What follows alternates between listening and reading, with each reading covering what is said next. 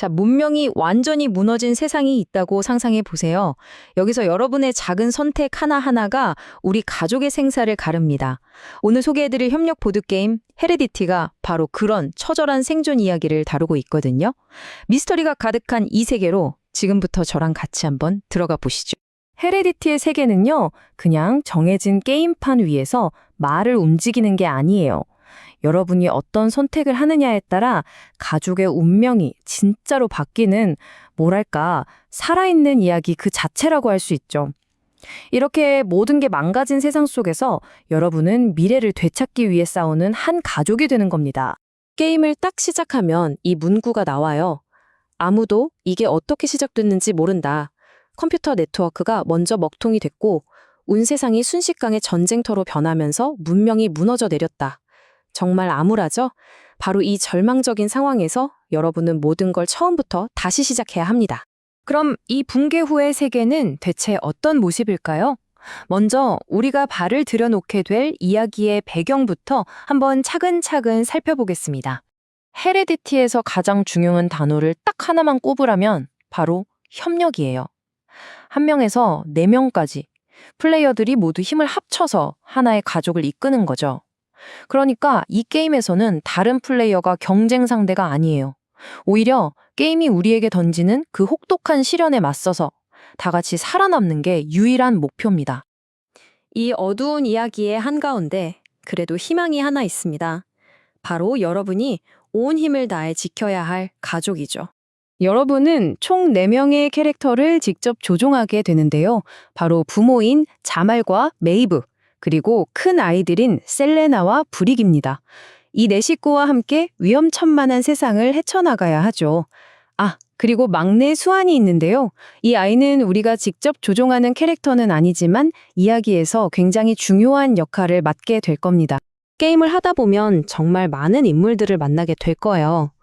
왼쪽의 캐릭터처럼 우리가 직접 조종하는 가족 구성원이 있는가 하면 오른쪽의 저 동물처럼 게임 시스템에 따라 알아서 움직이는 NPC, 즉 논플레이어 캐릭터도 있죠.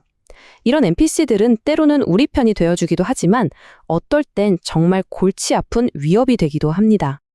자, 이제 가족 소개도 끝났으니 본격적으로 집 밖으로 나가봐야겠죠. 과연 이 아무것도 모르는 세상을 우리는 어떻게 탐험하고 또 직접 만들어가게 될까요? 이 게임의 정말 재미있는 점 중 하나가 미리 만들어진 게임 보드가 없다는 거예요. 바로 여기 보이는 이 육각형 타일, 지형 카드를 이용해서 우리가 한 발짝 나아갈 때마다 세상이 눈앞에 새롭게 착착 펼쳐지는 방식이죠. 탐험하는 방법은 정말 간단해요. 내 캐릭터를 지도 끝에 있는 탐험 아이콘 쪽으로 옮기고요. 그 아이콘에 적힌 번호를 보고 똑같은 번호의 지형 카드를 찾아서 옆에 딱 붙이면 끝입니다. 정말 쉽죠? 이렇게 여러분이 걸어가는 길이 곧 지도가 되는 거예요. 그러니까 플레이할 때마다 매번 완전히 다른 세상이 만들어지는 거죠. 자, 이 장면을 보시면 탐험이 어떤 느낌인지 바로 감이 오실 거예요. 지금 메이브가 탐험을 해서 963번 카드를 962번 옆에 붙였죠. 그랬더니 와, 보세요. 아까는 분명히 따로 떨어져 있던 두 장소가 순식간에 하나의 거대한 지역으로 확 연결되잖아요. 자, 그런데 탐험을 하다 보면 당연히 위험한 상황도 생기겠죠? 여기서부터가 진짜 흥미로운 부분인데 과연 우리는 이런 위협에 어떻게 맞서야 할까요? 물론 탐험이 항상 평화로울 순 없죠. 지금 화면에 보이는 저 성난 여우처럼 말이에요. 우리가 마주치는 적들은 각자 체력이나 방어력 같은 능력치도 다 다르고 심지어는 고유의 인공지능에 따라 움직이기 때문에 어떻게 행동할지 예측하기가 정말 힘듭니다. 전투 방식 자체는 간단한 덧셈 뺄셈이에요. 내 무기 공격력에다가 뭔가를 더하고 거기서 적의 방어력을 빼는 거죠. 그런데 여기서 뭔가가 뭐냐? 이게 바로 이 게임의 핵심인 업보 덱에서 뽑은 카드입니다. 이 카드 한 장 때문에 성공할 공격이 실패하기도 하고 그 반대가 되기도 하죠. 아까부터 제가 협력이 중요하다고 계속 말씀드렸잖아요. 특히 전투에서 그게 빛을 발합니다. 여러 캐릭터가 힘을 합쳐서 협공이란 걸 할 수 있는데 이건 각자 공격력을 먼저 다 더한 다음에 운명을 결정하는 업보 카드를 딱 한 장만 뽑는 방식이라서 혼자 공격할 때보다 훨씬 강력하고 안정적이에요. 자, 예를 한번 들어볼게요. 지금 브릭이 성난 여우를 공격하려고 해요. 그래서 업보덱에서 카드를 한 장 딱 뽑았는데 플러스 1 카드가 나왔네요. 공격력에 1을 더해주는 카드입니다. 자, 그럼 결과를 한번 볼까요? 브릭의 몽둥이 공격력이 3인데 방금 뽑은 업보 카드 덕분에 플러스 1이 돼서 총 공격력은 4가 됐습니다. 그런데 성난 여우의 방어력이 5네요. 그럼 4에서 5를 빼니까 마이너스 1이죠? 결국 공격이 실패하고 만 겁니다. 이렇게 운이 좀 안 따라주면 아무리 센 캐릭터라도 고전할 수 있다는 거죠. 방금 전투에서 보셨던 것처럼 모든 결과에 영향을 미치는 업보덱. 이게 바로 헤레디티를 정말 특별하게 만드는 가장 독특하고 중요한 시스템이라고 할 수 있습니다.